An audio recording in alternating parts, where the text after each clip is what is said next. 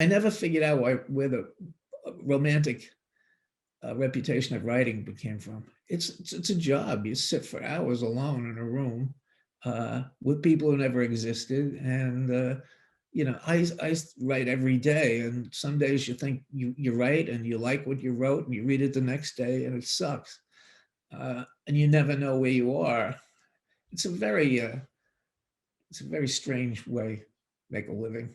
Political reaction to Irish immigration. It was the largest third party in American history was organized to against Irish immigration.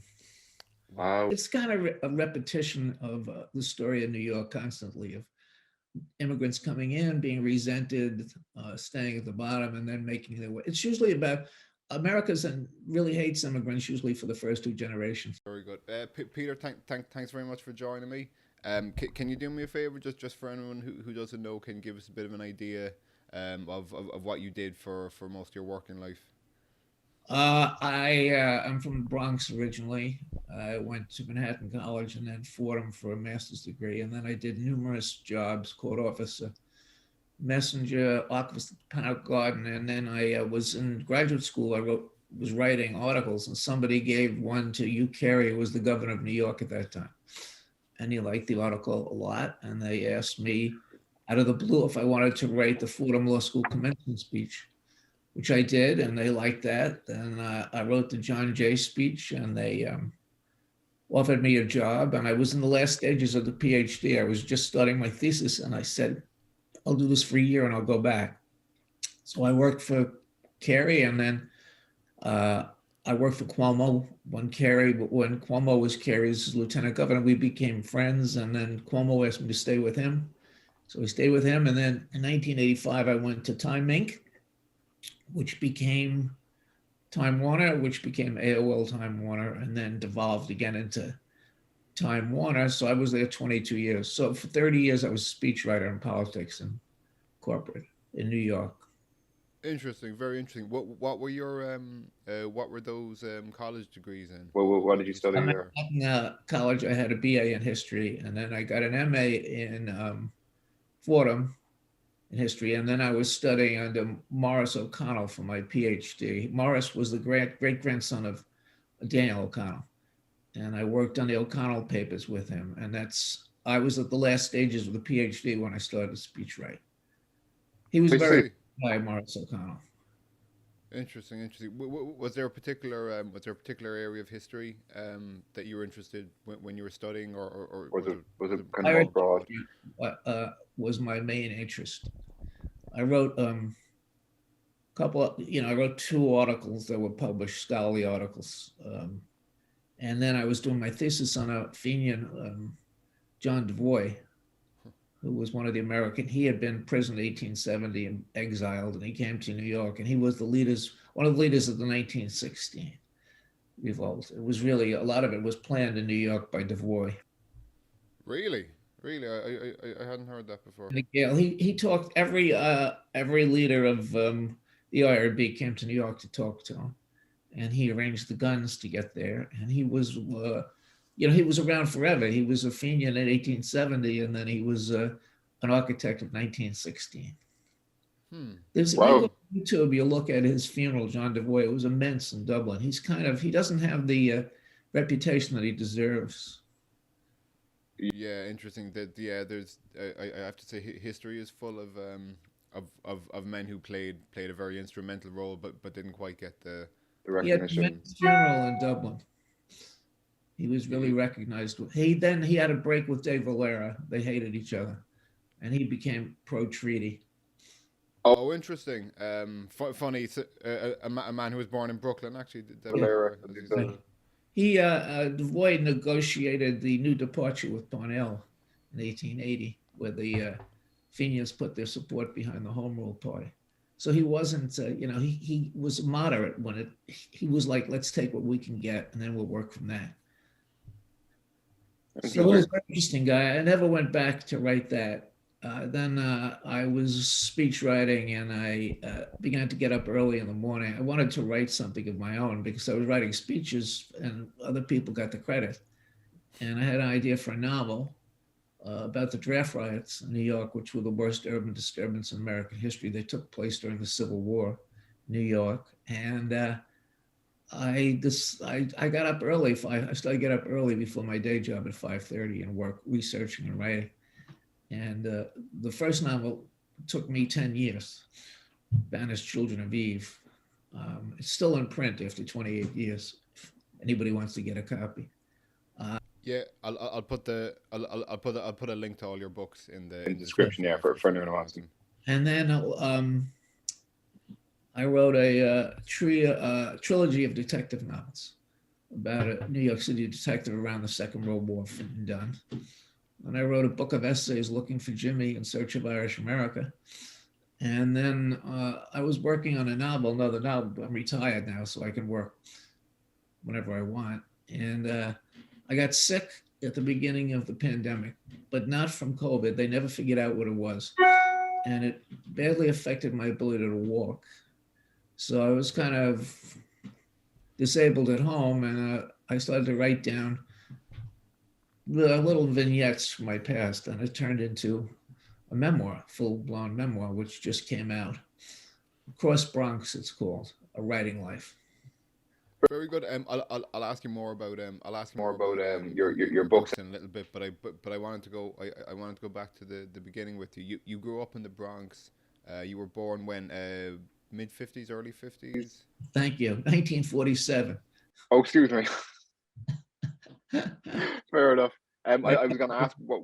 Right after the war. Right after. Actually, my grandmother, Margaret Manning, came from Ireland. Well, she was born in America. She was born in 1863 in Fordham, which was a village. The Bronx wasn't created till 1914.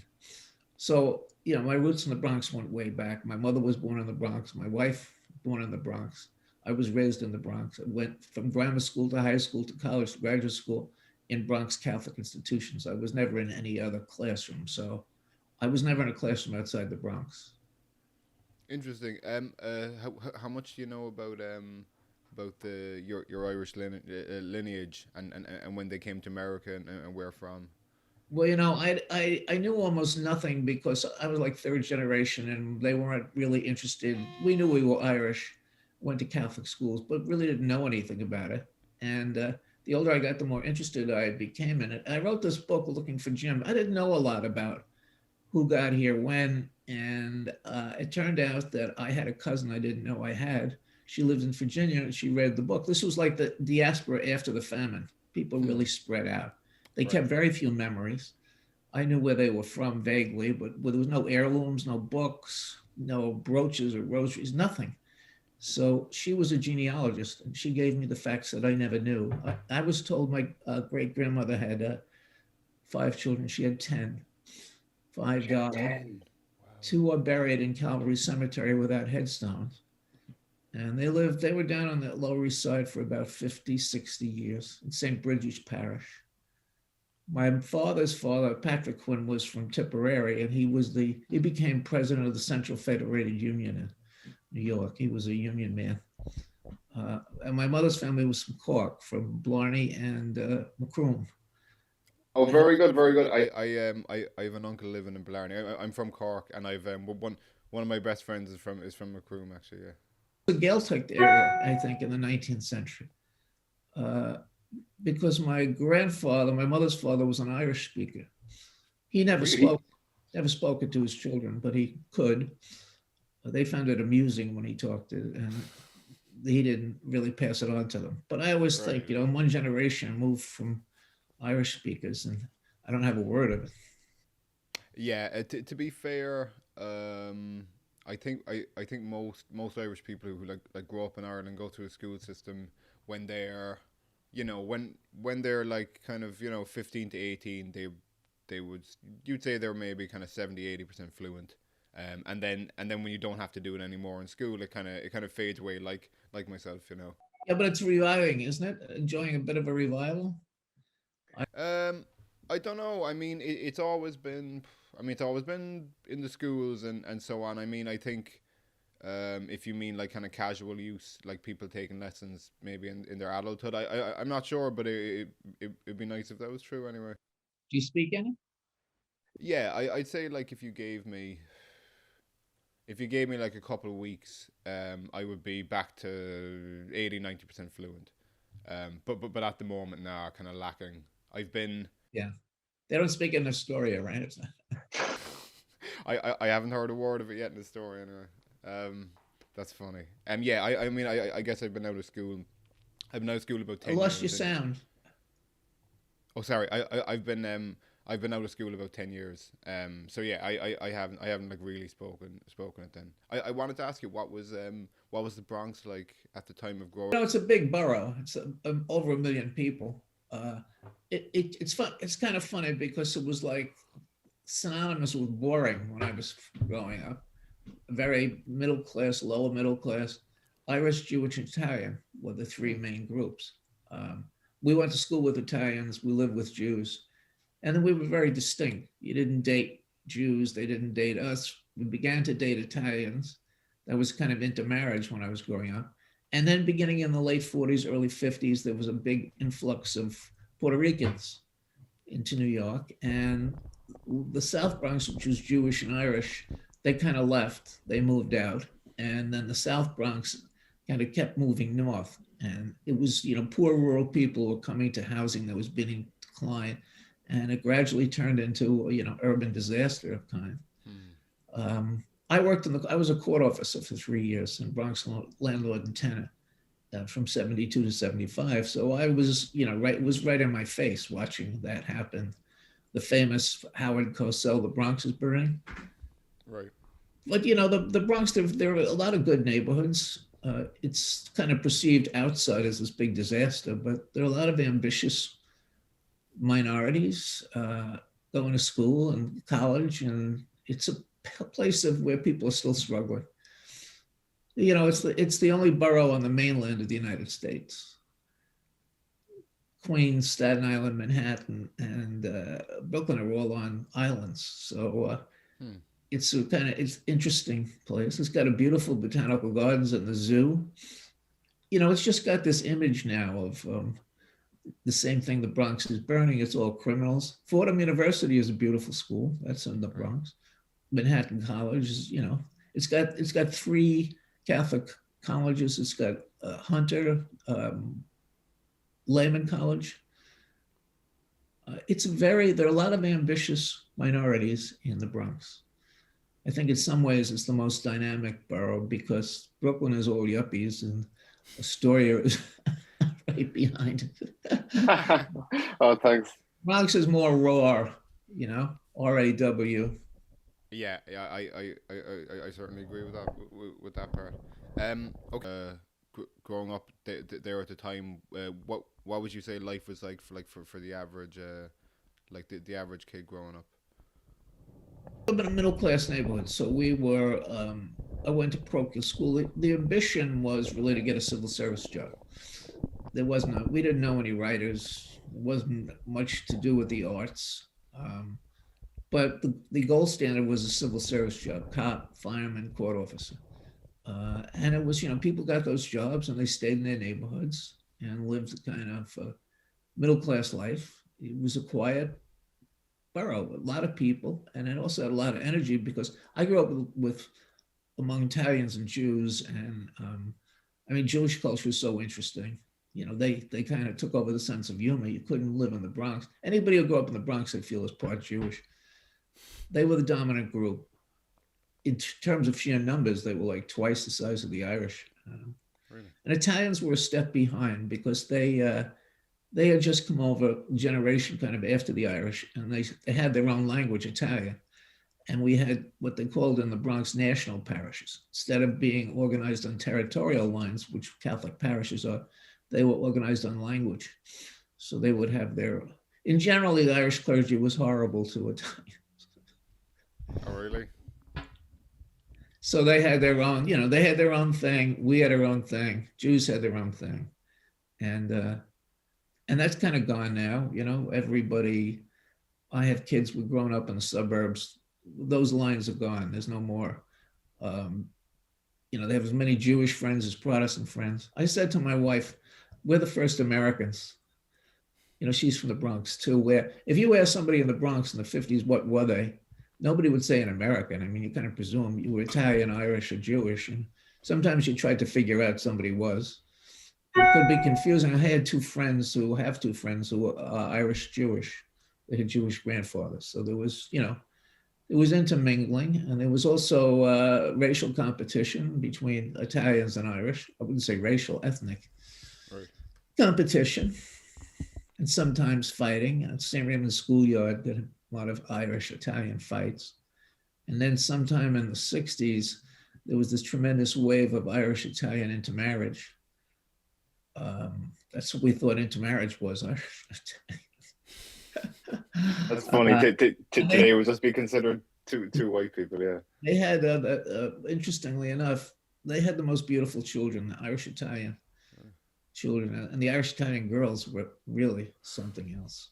There was one, Gloria Perazzo, we used to call her Grace Kelly with a tan.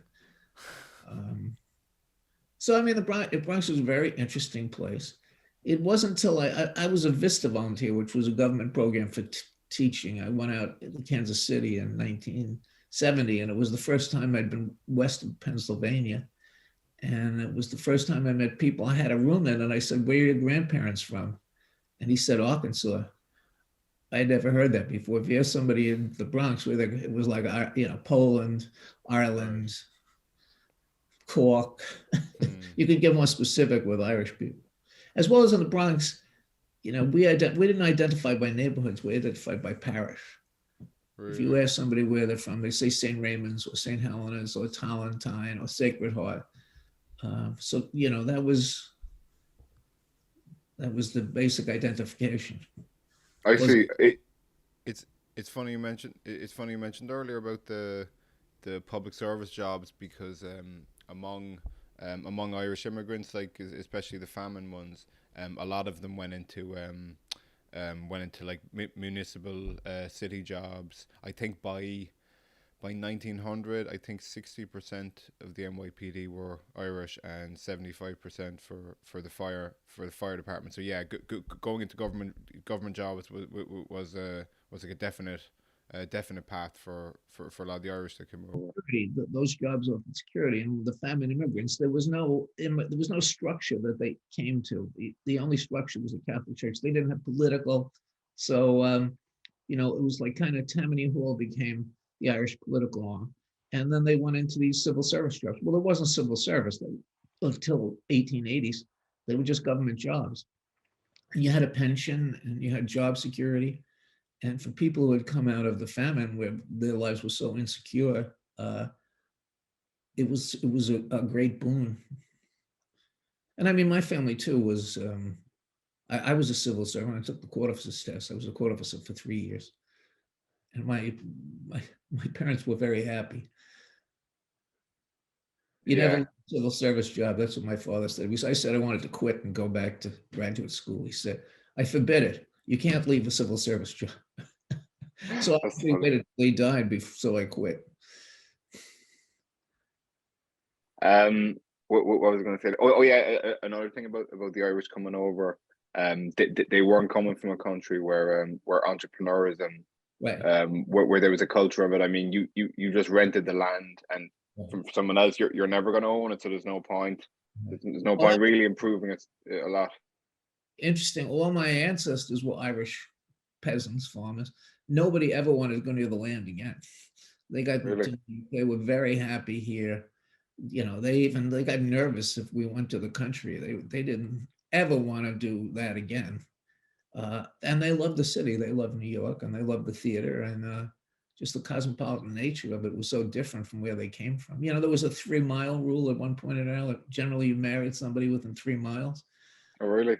Yeah. So you came to New York, and it was so open.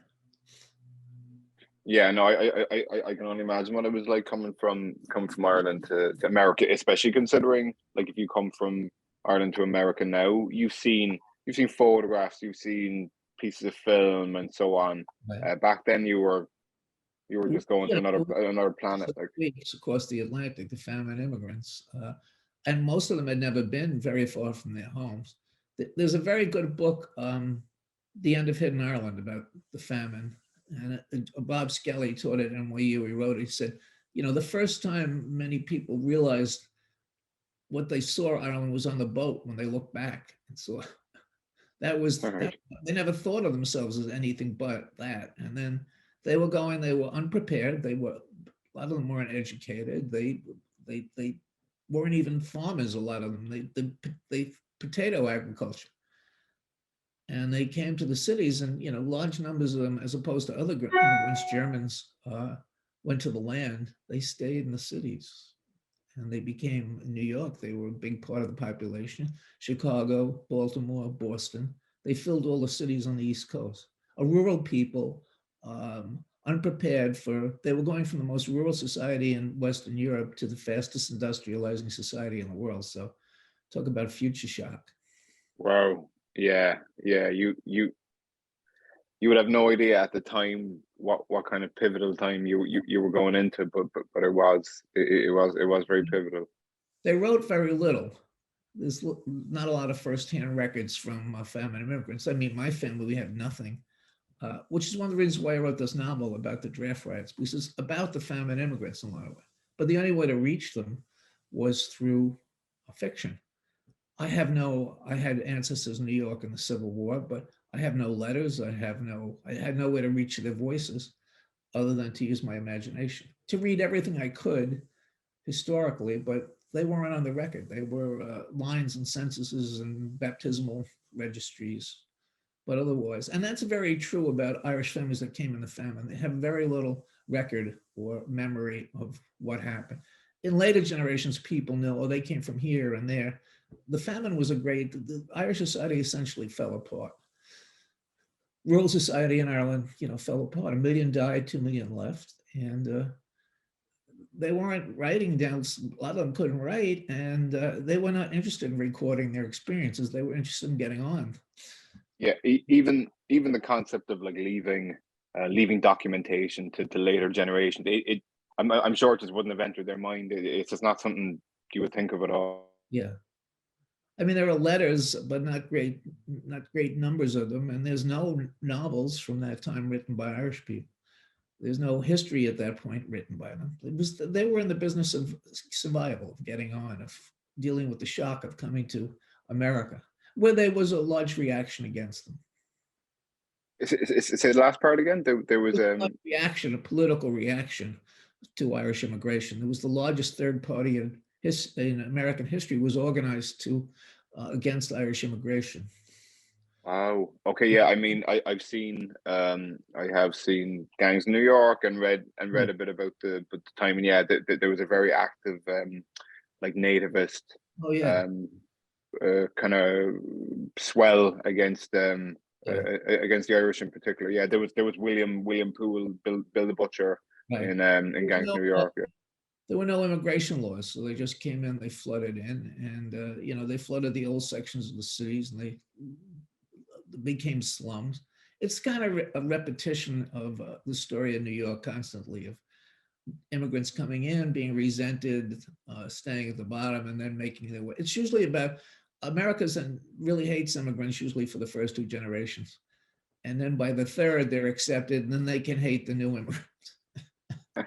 Right. It's almost a part of. I mean, there was tremendous prejudice against Italians, you know, really terrible prejudice against Jews, and then they assimilate and they come, and now Hispanics are the next wave. They were like outside the bounds, and now they're the fastest growing ethnic group, and they're succeeding.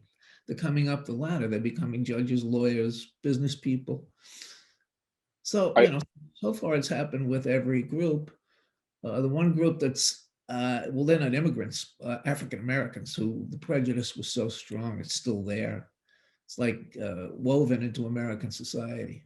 Yeah, and not exactly immigrants for, you know, for the ones who were brought here against their will. I always say the African American homeland is the South. So they, you know, the great migration out of the South of African Americans after the First World War. They are immigrants from the South to the North.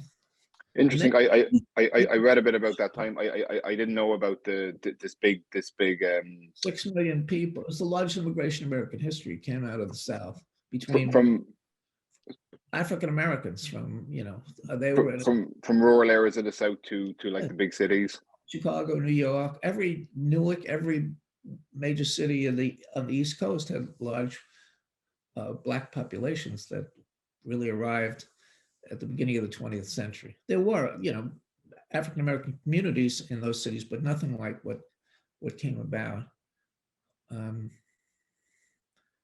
Right. I remember you were saying about I obviously each kind of immigrant group had their have had their different times of being discriminated against and treated like lesser.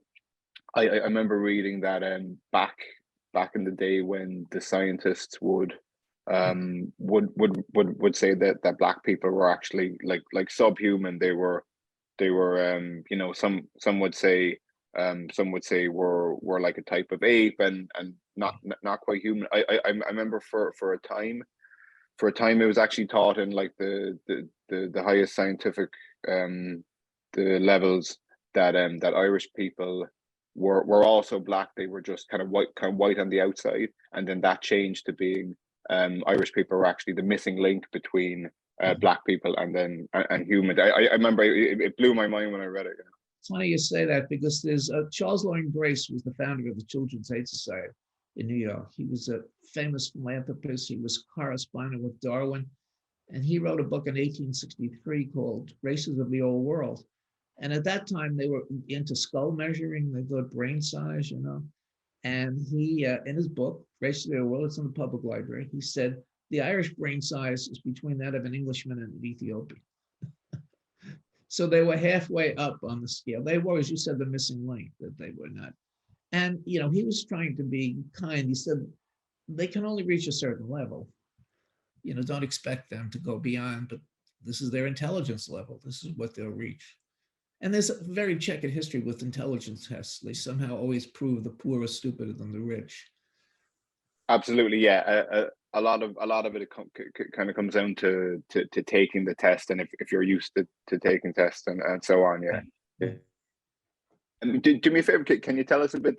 This is a good like segue into it. But can you tell us a bit about the novel you wrote about the draft riots? Given that the people we're talking about were the very ones that made up the characters in that book of yours. Yeah, well, it's funny. I started out to write just kind of story about Irish people. And then I said, it's New York, you can't just write about Irish in the Civil War. So I have African Americans, Irish, and so-called Yankees, Native Americans. And I tried to tell the story of all those groups, and not to judge, not to like get involved in sociology, but just to follow people through the day. What was it like to smell them? It came out 600 pages, took 10 years. And I really tried to capture the sweep of New York and then this week of rioting. I actually think Gangs of New York is a terrible movie, but that's beside the point. Oh, really? A bit based on what? Just historical accuracy or just the movie itself? Or? Historical accuracy is terrible. But, I always say Martin Scorsese doesn't make documentaries, he makes operas. Goodfellas is an opera, Raging Bull, they're all over the top. And that movie is over the top. There's so much wrong with it as history. But, Interesting. Can you go into any particular, what stands out in your mind that was inaccurate about the movie? 5 points and the caves underneath and this riot that it starts out, total fiction.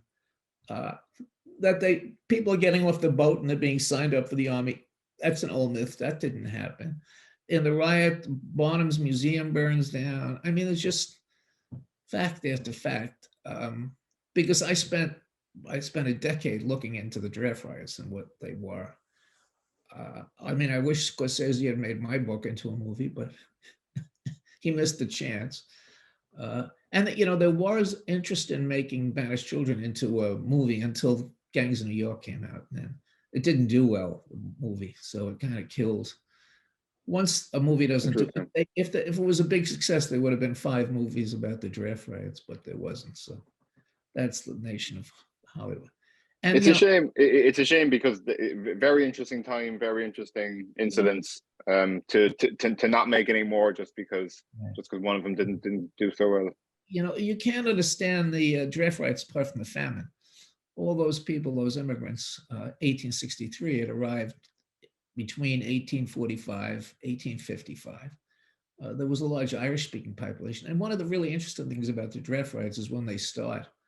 The draft began on July 11th, and July 12th was a Sunday, and they didn't, and they revived on Monday, the 13th. It was Orangeman's Day. Oh, really? Great. Bloodiest riot in New York was on Orangeman's Day, 1871. It was a real flashpoint in New York. And that was part of the resentment of the Irish, that this was happening on Orangeman's Day. I mean, the Irish had been drafted into the British Army in the Napoleonic Wars, so they had a history of this, of being forced to fight. And, racism is like kind of COVID in America.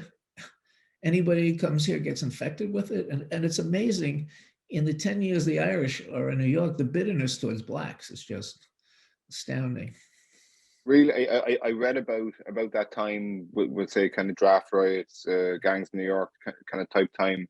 Among the 5 points, I believe, I think it was observed in a book by called New York by Candlelight. I'm sure you came across it. That I think the most common type of intermarriage was a black male and Irish woman. That was very common. The most interbreeding will say went on. But yeah, you said as well that there was a fair bit of tension, probably just from being in Irish resentment of that. It was like a battle to see who'd wind up on the bottom, blacks and Irish. Interesting. And the Irish came in and they totally supplanted the blacks in numbers. Blacks, after the revolution, had kind of settled into New York. Slavery ended in New York in 1823. People think it ended. And blacks took jobs as waiters, barbers, laborers. And when the Irish came in, they pushed them out. Servants. The servant class became all Irish. But there was a fear among the Irish that because of emancipation, blacks were going to come north and take their jobs. And that was part of the resentment. And then there was the color line of, America. Abraham Lincoln was a racist. He believed blacks until the end, then he changed, that they should be sent back to Africa. There was this whole feeling that this was really a white country. And if whites, the Irish weren't quite white, and, but they weren't going to be black. That was the feeling of the hostility towards blacks. They weren't going to be forced to the bottom. There were lynchings. It used to be thought there were 1,200 to 2,000 people killed in the draft riots. And then this one historian went down to the city morgue and he got the records. About 120 people were killed. Most of them, probably more, because there were bodies in the river and the buildings collapsed. The bulk of the people who were killed were the rioters. By the police or army? The army was brought in, the militia was brought in, and first of all, the rioters overcame the police. Then they overcame the militia, and then they called the troops back from Gettysburg, the Gettysburg just then, to finally put the riot in. So it was really carnage. It resembled the Paris Commune and the level of violence that went on. I was going to ask you. Obviously, it's impossible to go back and mind read the people who were rioting or who were upset at the time. Is it how do I say it? Is it kind of accepted that what they were upset about was the fact that they were being drafted, and the price to get out of the draft was that was years wage for a longshoreman. Exactly. Yeah. It might as well have been $1 million. So yeah, there's no way. Yeah. Is there any kind of idea as to what the motivation for the riots was? It like animus towards black people, just be not wanting to be drafted, which is a very reasonable thing. You know, the Civil War was going to last a year. It was a bloodbath. This was after Gettysburg. This is the week after Gettysburg, and the casualty lists were immense. So there was that they didn't want to go into this war, and which didn't look. Nobody knew when it was going to end, who was going to be killed, and that the rich could pay $350 and get out of it, or they could send a substitute, equip a substitute, which future President Grover Cleveland did. A lot of rich New Yorkers just outfitted a substitute and sent them. That was an old tradition, but the Irish saw that rightfully as immense injustice. They were going to fight a war that they didn't think was going to do them any good. And again, I think one of the triggers, which often gets ignored, is the element of the Orangemen's Day riots. Interesting. I had no idea about that. It just wouldn't be in my mind a particular date. In 1871, the Orangemen wanted to march through this Irish neighborhood in the West 20s on 8th Avenue. And the mayor said they couldn't march. And the governor overruled him because the governor wanted to run for president. So they let the Orangemen march. They put the militia in front of them. And at about 24th Street, this brickbats began to come off the rooftops from Irish. It was called Irish confetti. And the militia panicked and opened fire and killed 66 people. So that's the bloodiest incident in New York, a single incident of shootings of killing until 9/11. And it's not part of the conscious memory of New Yorkers of that. Really, you could go on 8th Avenue. It might still be there. If you looked on the buildings on the west side, on the east side of the street, you could see the bullet marks where the militia had opened fire. It was still pockmarked 100 and some odd years later. The building's probably ripped down, but I saw them. I looked at it. Okay, so what actually sparked off the initial riot that day that it happened? The Orangemen were going to march through a Catholic neighborhood. It was a kind of rub their noses in it. They didn't have to go down, and they said they'd march, and then the mayor wanted to stop it. He anticipated violence. It was a demonstration of power, that they had power. It's the same thing in Northern Ireland. I mean, it continued. Marching through Catholic neighborhoods was an old Orange tradition. Okay, the actual draft riots, is it known? Is it known how the actual riot started? Like the exact time it became a violent incident, as opposed to like just a protest or a crowd? Well, the draft had begun on Saturday, and it came off kind of peacefully. And then there was that Sunday, the 12th, where people were they said there was a lot of murmuring in the saloons and shebeens and discontent. And then it was re-begun on Monday and on 43rd Street. And one of the people who started were a volunteer fire company. New York didn't have any professional firemen. It's called the Black Joke Fire Company. And they came in to wreck the draft, that single draft office. And once they did that, it lit the fuse, spread all across the city. Really? So the first the first piece of violence was an attack on the actual draft office? 43rd Street, yeah, by the Black Joke Fire Company. And then it just took off. It was like a wave of sweeping over the city. Interesting. I heard that at one stage, I think an orphanage got set on fire. Yeah, that's the first day of the riots, June 13th. It was the Colored Orphan Asylum on 43rd Street and 5th Avenue. The block is still there, and it was the colored officer took up the whole block. And the morning of the first day of the riots, a mob attacked the Colored Orphan Asylum. And the orphans just made it out. They were let out of the back by a fireman, and the building was torched. I mean, these poor terrorized children, 200 Black children. But there was this, idea that there was a Black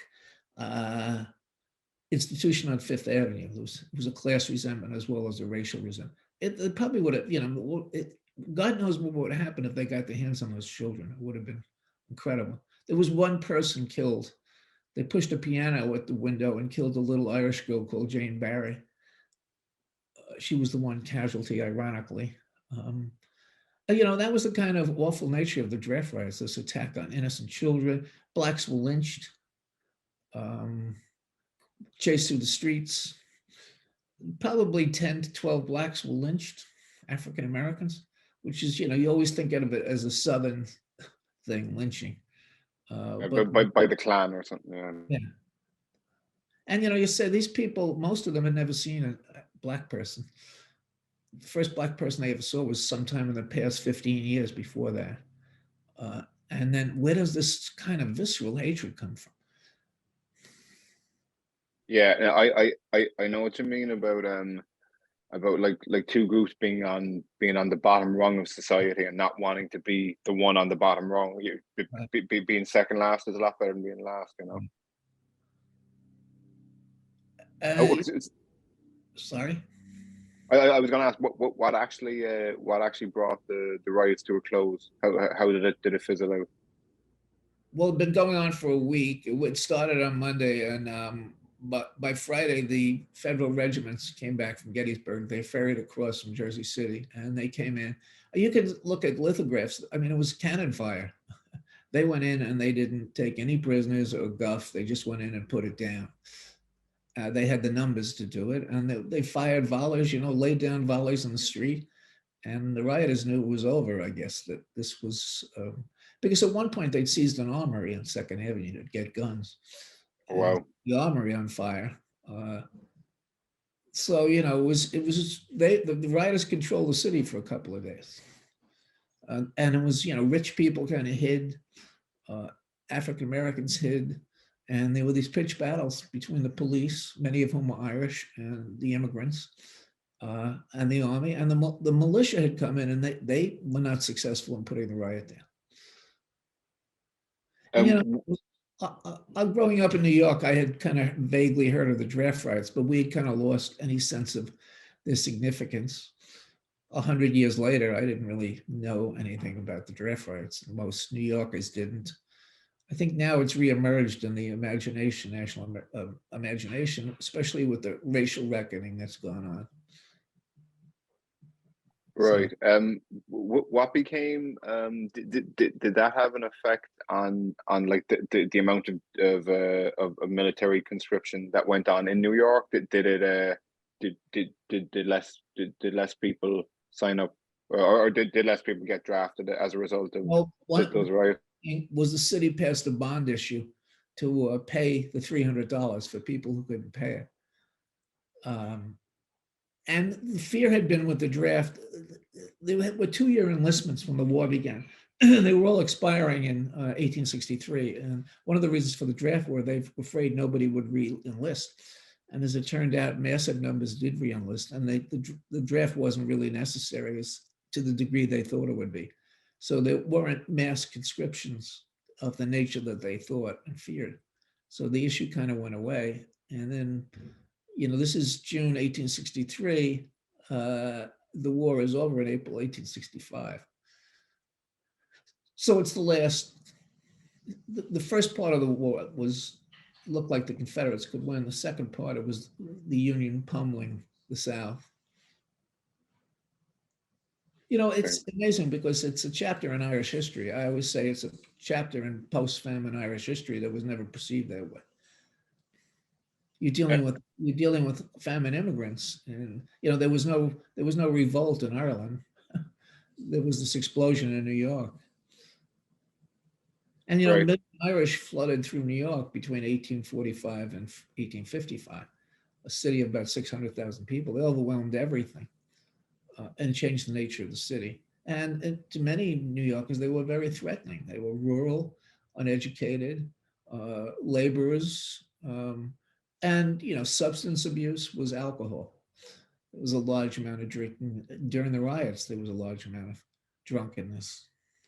Yeah. There is in most riots.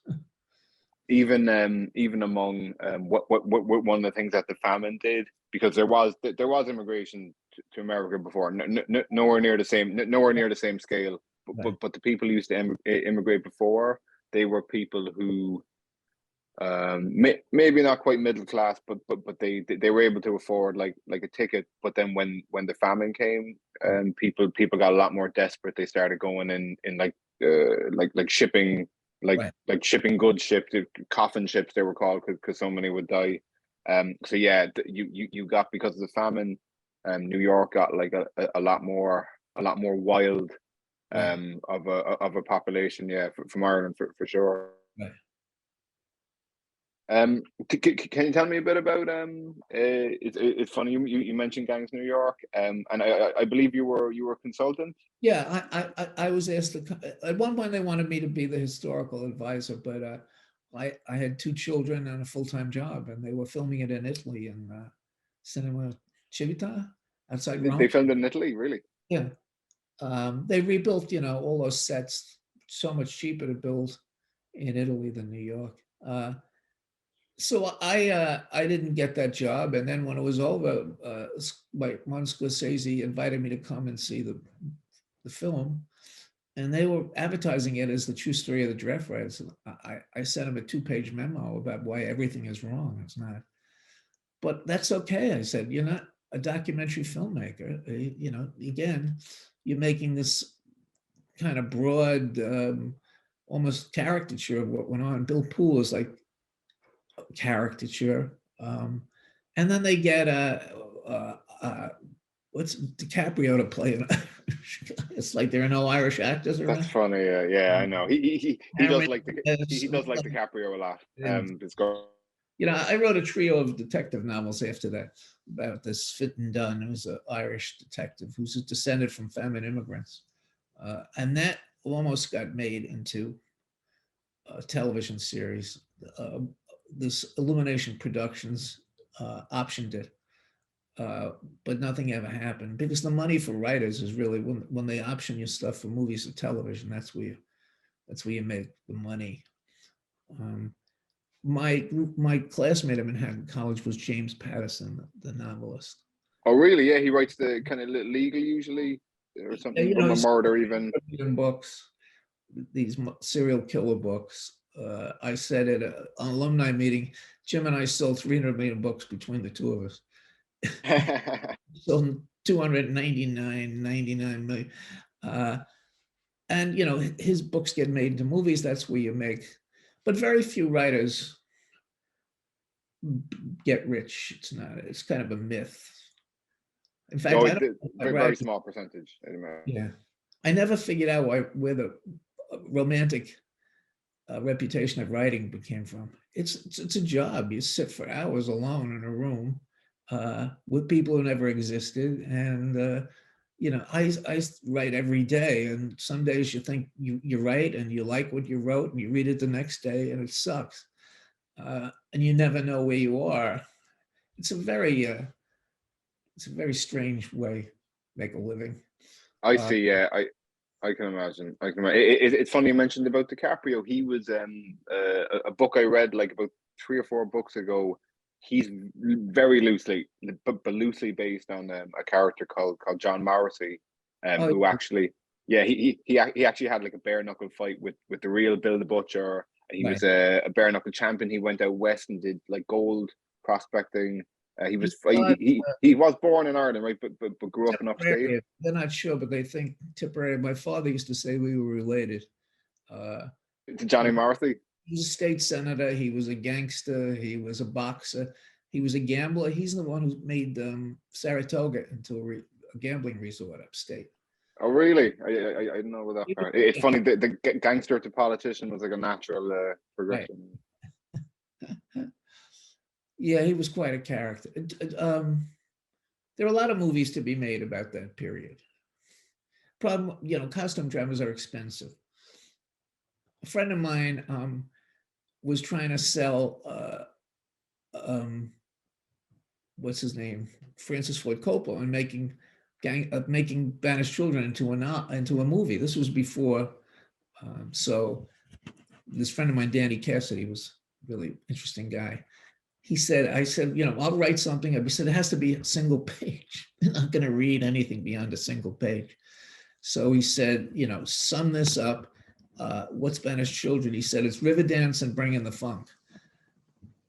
Uh, It's and the funny. guy loved the idea. And then he said, it's in the Civil War. He said, what do you mean? It's a costume drama? They're very expensive. He wasn't interested then. Trying to play Hollywood is a whole nother story. Interesting. I never would have thought that that like the fact that you have to make them look like they're dressed from the mid 1800s. Yeah, that would add a considerable cost to it. Wouldn't it? You have to build these sets. One of the things that Gangs in New York had, I don't know if it was an early one for digital. Instead of recreating the city, you can do these digital backgrounds. You can practically do anything.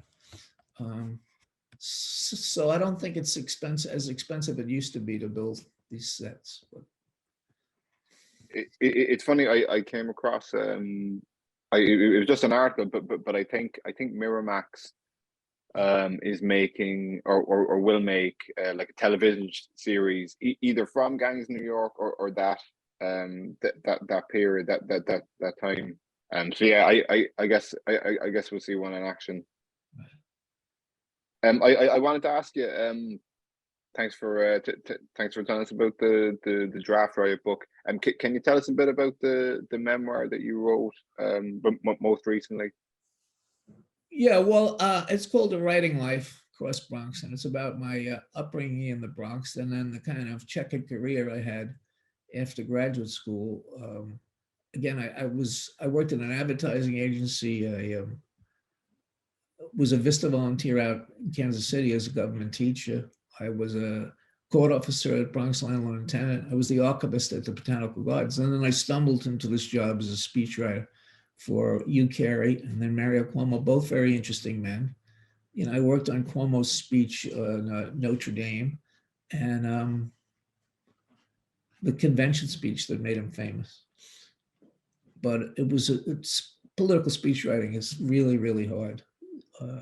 You're constantly under the gun. Every day there's another thing and everybody's watching it and what it says. So I went to I got offered a job at Time Inc. in 1985, which is a very civilized place to work. At that point, they were the largest magazine company in the world on 6th Avenue, Time and Life building. So, but that turned out to be pretty raucous because of the merger first with Warner, which was a bloodbath. And then they took over Turner Broadcasting with Ted Turner. And then there was the catastrophic merger with AOL, which was the largest corporate disaster in America, largest write-down. So I had the unfortunate experience of being in very interesting places. So that Cross Bronx is a story of that, going from childhood in the Bronx to Catholic school, all these other jobs, and then finally winding up as a speechwriter in politics. I worked for 2 governors and 5 chairmen. So I kind of saw the world of business and politics on the inside. See, I was gonna. Sorry, I was gonna ask you as a political speechwriter. Do you think that political speeches, and let me know if it's changed from then to now. Do you think that like these speeches that politicians give, do you think they're of any consequence in terms of moving people's opinion on them, or is it just a case that people will think what they thought about them anyway, or don't regard them? It depends. I think in most instances, it's the second thing you said. They just kind of go by but there are speeches that do change people. I mean, you think of Roosevelt, the speeches he gave were really influential in changing people's opinions. Kennedy, well, there's so much, everybody reads off teleprompters now. It's astounding to me. There's very little extemporaneous speaking, or people don't have texts anymore. It's like Joe Biden always has a teleprompter. Most politicians now, which I can't imagine, there must be a nightmare for speechwriters because you have to write everything now. Used to be you do a text and then sometimes they come off it or on it, but it's just, and I haven't heard a lot of really great rhetoric, to be honest. I wouldn't I think Obama was a really good speaker. I think this is my own political bent, but I said Donald Trump speeches are like mad cow disease and logorrhea. He hesitates, just goes all over the place, speaks like the same length as Castro used to speak. Yeah, yeah, and very There's- very I like his pattern of speech. It's very it can be very kind of random and chaotic. I would say this is the, they talk about the golden age of oratory. This is the lead age. There's no, I don't see any great oratory. Even, the ability to give a speech. When I was running for mayor at Cuomo, he gave this famous speech at the '84 convention. And the thing about Cuomo was he had a physical presence, and he kind of melded himself with the speech. I don't see that anymore. They read these things on teleprompters. They're pretty flat. But thankfully, I'm on the sidelines now. I don't have to be in the middle of it. And I wrote under a lot of pressure at times, a lot of pressure. And everybody looking to you for the text. Where's the text? Where's the text? And the speech writing is very in your face. And if you write a bad speech, you write 3 bad speeches, you're out. It's just of course. blunt. In a way, it's good because you never have to kind of bullshit. You have it or you don't have it. And you can't say, I need another hour or I need another day. It's there. And that, to me, that taught me a lot about writing. I don't think I would have been a writer writing novels without having written speeches. It's just the thing about writing is you sit down, you make yourself present. You have to be at a desk for a certain amount of time. I spent 17 years writing at my desk at getting up at 5:30. And then I'd get to work at about 7. I had 2 hours. That was it to do my work. And then I turned to the breadwinning work, so I could support a family. I see. Okay, so was there much difference between writing speeches for politicians and writing them for like CEOs and private citizens, people who aren't looking for votes from the public? Oh yeah, I mean, political speech writing is day to day. There's always it's really wearing and nerve-wracking, and it's on top of you all the time. Where corporate speech writing is much slower. There are big speeches that you have to do, but not at the level of you be at the governor's office at 4 o'clock on a Friday thinking going home, and they say, oh, he's added a thing on, he's speaking Sunday at, say, John the Divine. And then it's like, oh, shit. That didn't happen in business. You didn't, I had to learn a lot. I knew nothing about business. I had like an MBA course, self-taught, learning by the seat of your pants. That's what speechwriters also do. You get a topic, you don't really know anything about it, and you have to write a speech on it. You have to really learn fast. What kind of things would I've seen politician speeches, and they have like these political issues that they want to talk about and blah blah blah. But like a CEO, are we talking about making a speech like in a boardroom or at a convention? Or I worked at Time Inc., which the CEO of Time Inc. Had the kind of pulpit that most CEOs don't have because of their presence as a media company. And the founder of the company was Henry Luce, who was a big American political figure. So there were a lot of kind of quasi-political speeches I wrote. And then there were shareholder speeches. Then there were, to the cable television industry, to the publishing industry, the American Association of Magazines. There'd be Goldman Sachs kind of analyst meetings. It was all over the place. But you'd have a little time to write it. Whereas in politics, you wouldn't have, wasn't a lot of space. I see. Thanks very much for sitting down with me, going through all this. Is there anything you'd like to leave us with? Any kind of parting words or anything? Buy my book, Cross Bronx: A Writing Life. Wonderful Christmas present. Birthdays. That's the nature of it. It's a friend of mine once said, when my book came out, Vanished Children, I said, I went in a bookstore, I saw it. It was like a quasi-religious experience, seeing my book on a bookshelf. And I said, Marty, my book is in the stores. And he said, well, I think the object of the game is to get it out of the store. You can't let it sit there. Yeah. All right, John, thank you. Thank you very much. Again, thank you very much. I'll put the links